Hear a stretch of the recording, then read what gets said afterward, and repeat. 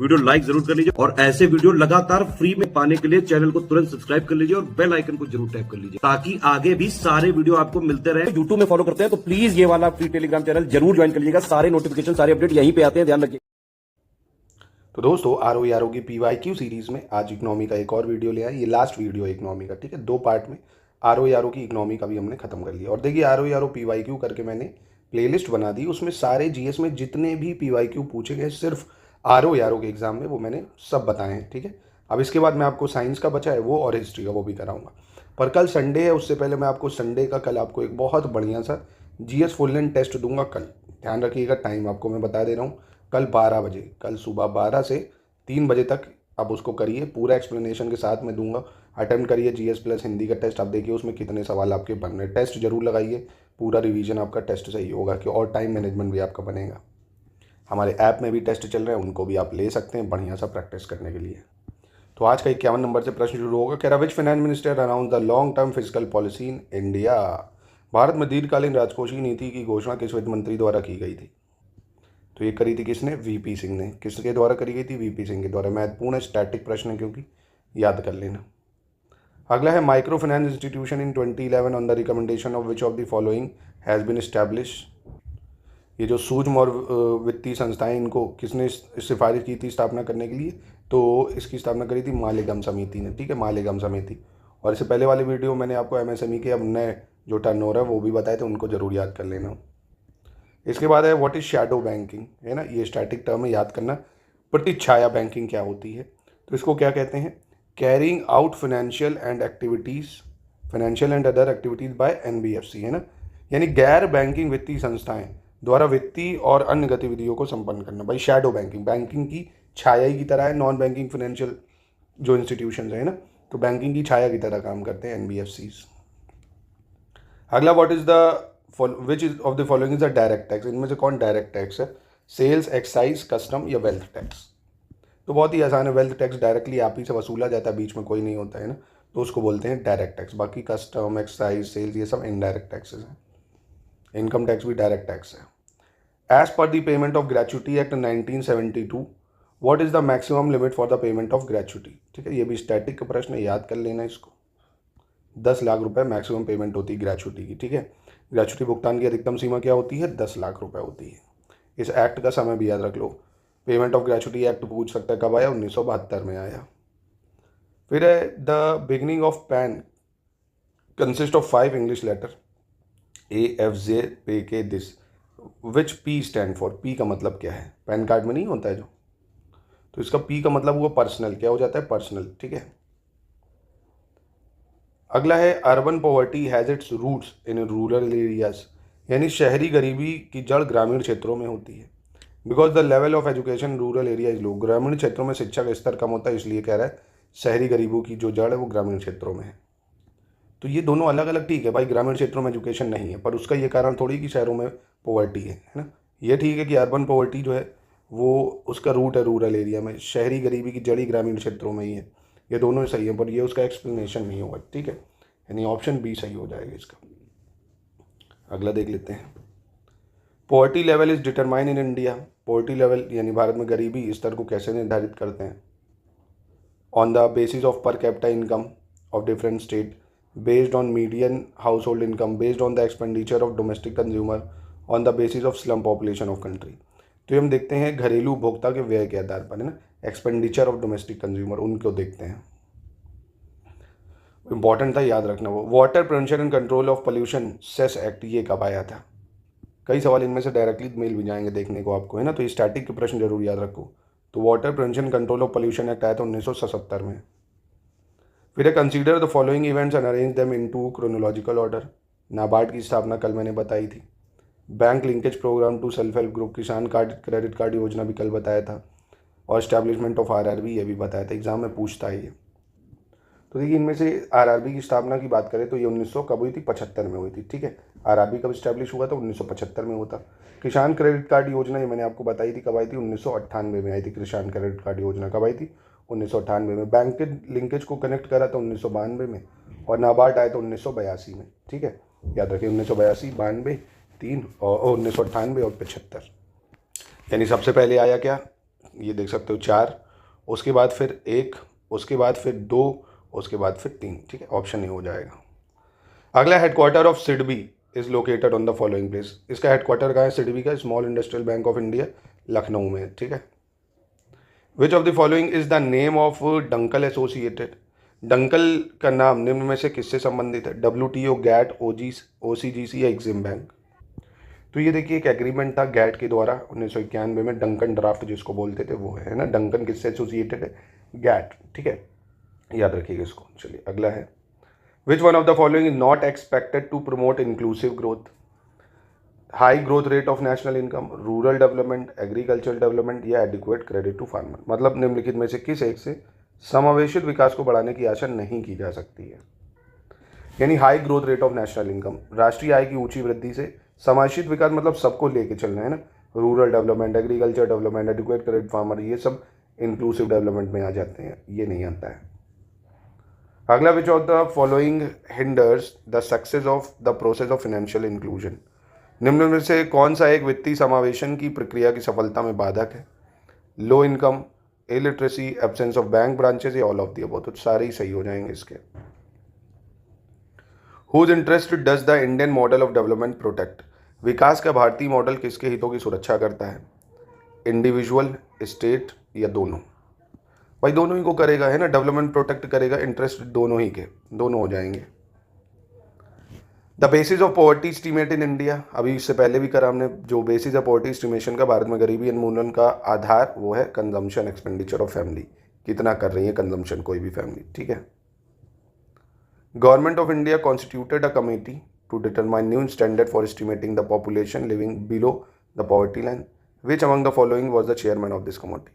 गरीबी रेखा से नीचे जीवन यापन करने वाली जनसंख्या के अनुमान के नए मानक निर्धारित करने के लिए भारत सरकार ने एक समिति गठित की थी। इस समिति के अध्यक्ष कौन थे ये बताना है।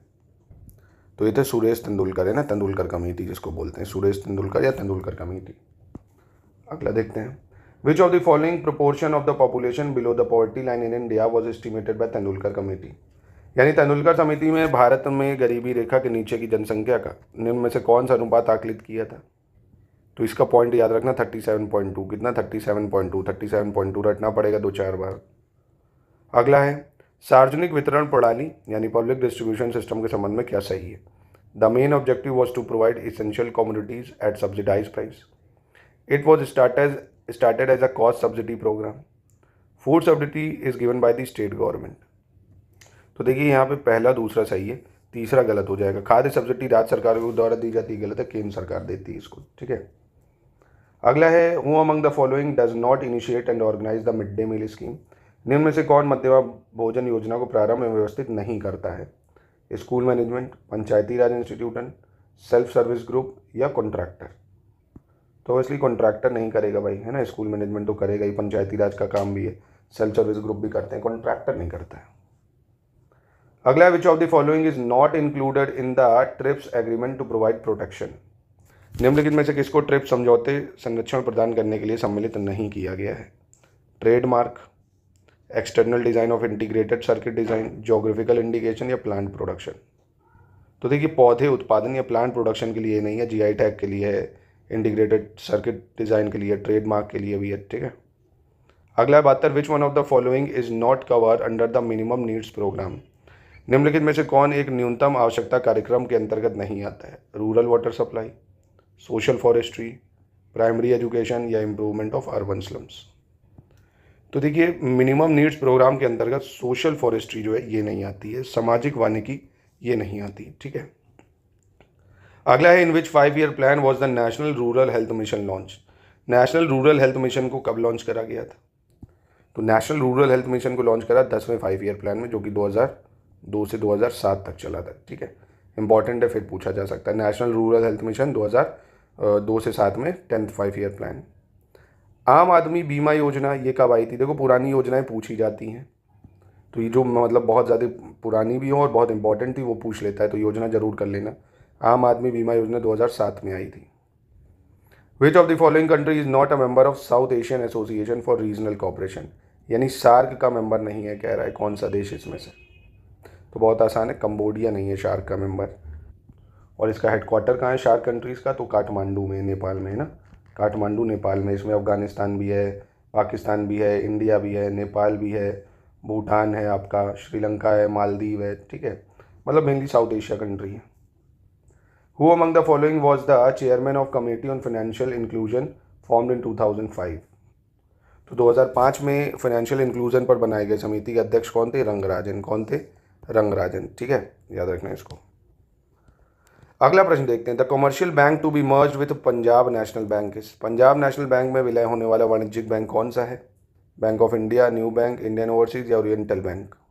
तो करंट में इस टाइप का जब मर्जर हो तो उसको भी कर लिया अगर वो पूछ लेता है। तो ओरिएंटल बैंक ऑफ कॉमर्स मर्ज हो चुका है पीएनबी में, ठीक है। लेटेस्ट में न्यूज़ में जो भी मर्ज हो उसको कर लिया करो।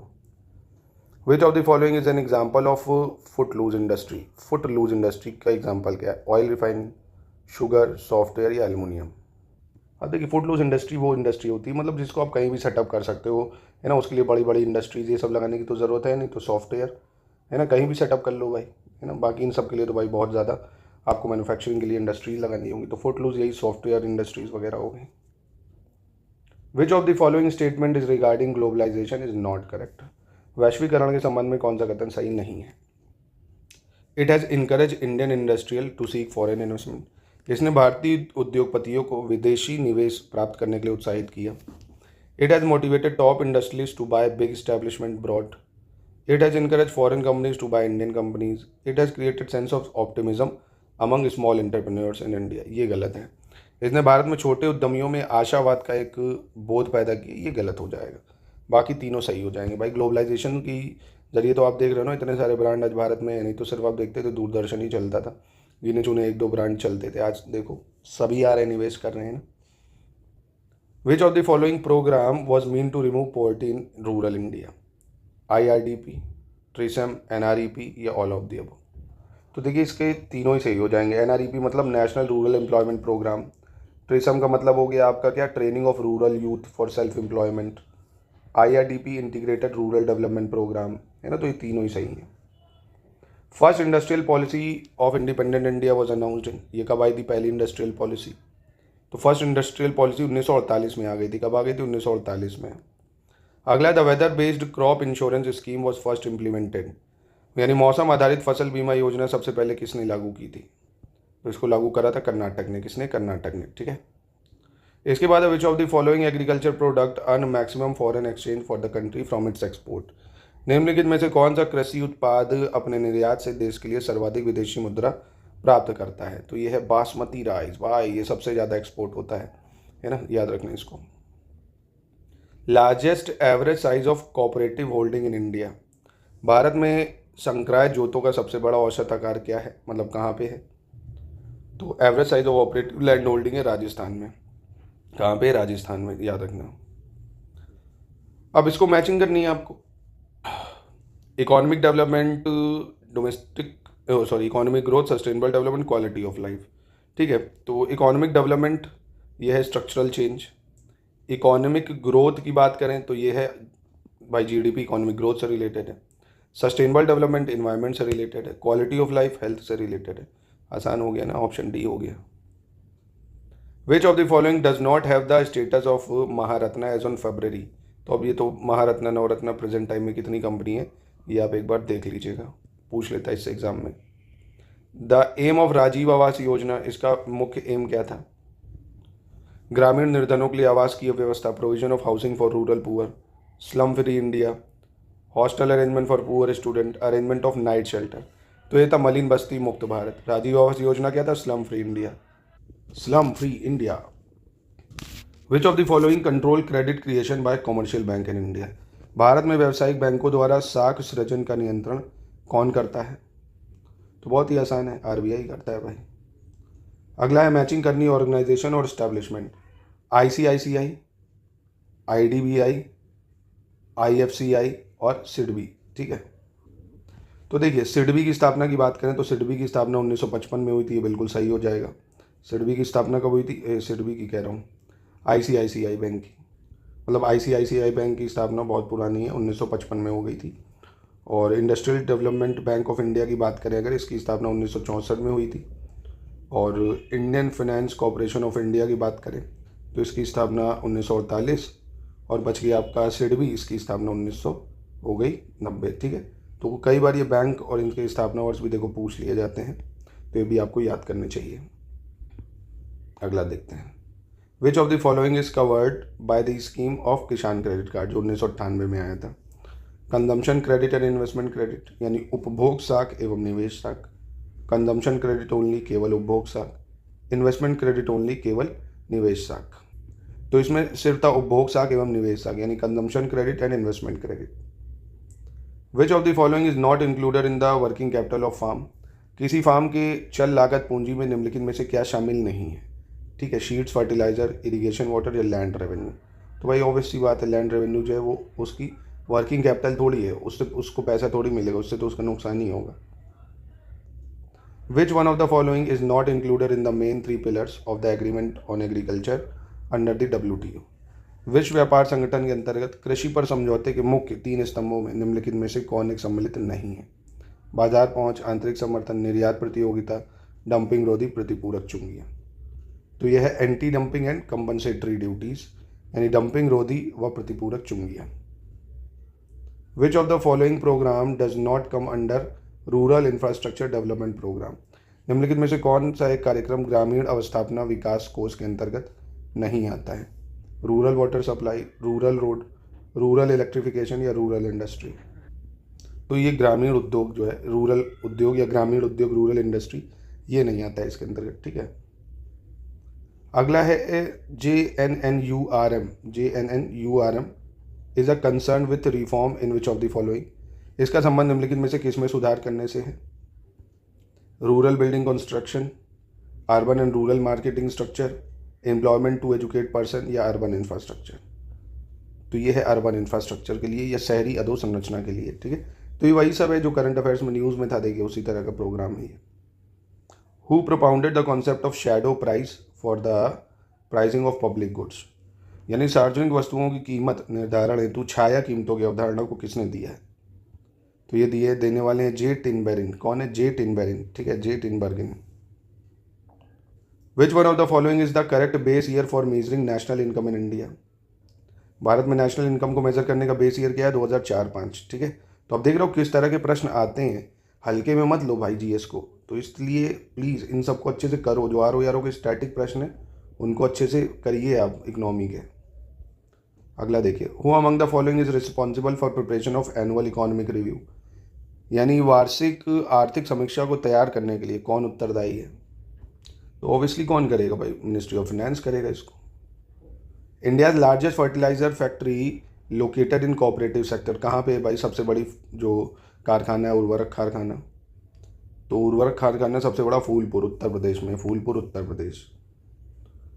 The main objective of the special agriculture and village industrial scheme, विशेष कृषि एवं ग्राम उद्योग योजना का मुख्य उद्देश्य क्या है? Promotion of agriculture export, increasing the productivity of food crops, increasing the cultivation of oil seed या प्रमोशन ऑफ पल्स कल्टीवेशन। तो एक कृषि निर्यात का संवर्धन या प्रमोशन ऑफ एग्रीकल्चरल एक्सपोर्ट, ठीक है। अगला है मैचिंग करनी है, which one of the following is the correct financial system for the national agriculture development plan, यानी कह रहा है राष्ट्रीय कृषि विकास योजना के लिए क्या सही है कि राष्ट्रीय कृषि विकास योजना के लिए राज्य 0% देता है, केंद्र 100% देता है। ये बहुत इंपॉर्टेंट है, सही है ना। एग्रीकल्चर डेवलपमेंट के लिए राज्य 0%, केंद्र 100%। विच of the following pair is not correctly match, कौन सा सही मैच नहीं कर रहा है इसमें से? तो Goswami committee problem of industrial sickness, Janaki Raman committee investigation of share scam, Malhotra committee reform in insurance sector, Tarapore committee customer service in bank. तो यहाँ पे देखिए तारापुर कमेटी, ये कस्टमर सर्विस, ये गलत है। तारापुर कमेटी को बनाया गया था कैपिटल अकाउंट कन्वर्टेबिलिटी के लिए, है ना। RBI ने बनाया था इसको, कैपिटल अकाउंट जो था उसकी कन्वर्टेबिलिटी के लिए। चलिए अगला है, who is authorise to issue coins in India, Bharat में सिक्के जारी करने के लिए कौन उत्तरदायी है? तो सिक्के जारी करती है मिनिस्ट्री ऑफ फाइनेंस। कौन करता है? Ministry of finance. The provisions of the recommendation of 13 finance commission is related to, अब 13 इसका कोई काम नहीं है, प्रेजेंट का फाइनेंस कमीशन देख लेना एक बार। Which of the following crop is covered for price control under the price stabilisation fund of the government of India. तो प्राइस एस्टेब्लिशन की वो ज़्यादा महंगे ना हो, ज़्यादा मतलब ऊंचे प्राइस में ना जाए, तो पोटैटो है, टोमेटो है, ये सब आता है उसके अंतर्गत, पोटैटो वगैरह। Genetic industry include fishing, agriculture, hunting या माइनिंग। तो जेनेटिक इंडस्ट्री एग्रीकल्चर में होता है ना, देखो जेनेटिकली मॉडिफाइड क्रॉप इंजेक्शन लगा लगा के बड़ा करा जा रहा है उसको। Mobile and automobiles have brought about a revolution in the social life of Indians, specially in rural area, in respect of which of the following. यानी मोबाइल तथा ऑटोमोबाइल ने भारतीयों, विशेष रूप से ग्रामीण क्षेत्र के लोगों के सामाजिक जीवन में निम्नलिखित में से किसके संबंध में एक क्रांति ला दी है? Regarding the movement of people, regarding people engagement, regarding sensitivity of people. यानी लोगों के आवागमन के संबंध में, लोगों के जुड़ाव के संबंध में, लोगों की संवेदनशीलता के संबंध में। देखो ना, फ़ोन, सोशल लाइफ, कितनी जल्दी आज माहौल बिगाड़ जाता है देश में तुरंत। तीनों ही सही हैं। Recently the first sexual social standard index has been release by which of the following. पहला लैंगिक सामाजिक मानक सूचकांक किसके द्वारा जारी किया गया था? तो इम्पॉर्टेंट भी है ये, sexual social standard index UNDP ने लॉन्च किया था, यूएनडीपी ने, ठीक है।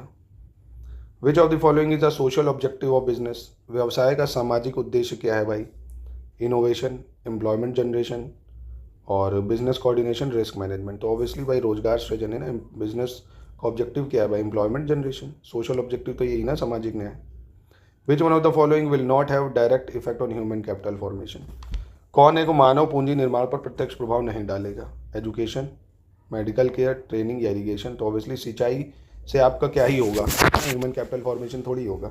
शिक्षा, चिकित्सा, देखभाल, प्रशिक्षण, इनसे होगा human capital formation. Human capital मतलब चलता फिरता आदमी, कहीं भी जाए पैसा कमा ले ना, इतनी उसके अंदर नॉलेज हो, उसकी ट्रेनिंग ऐसी हुई हो, स्किल्स हो उसके पास, ये सब, ठीक है। तो बस इकोनॉमी के इतने ही क्वेश्चन थे, यही हो गया समाप्ति इस वीडियो की। कल आपको मिलेगा टेस्ट और परसों फिर आपको वही साइंस या हिस्ट्री के मैं PYQ ROE के चलाऊंगा, ठीक है। तो प्लेलिस्ट बनी है, एंजॉय करिए उसको।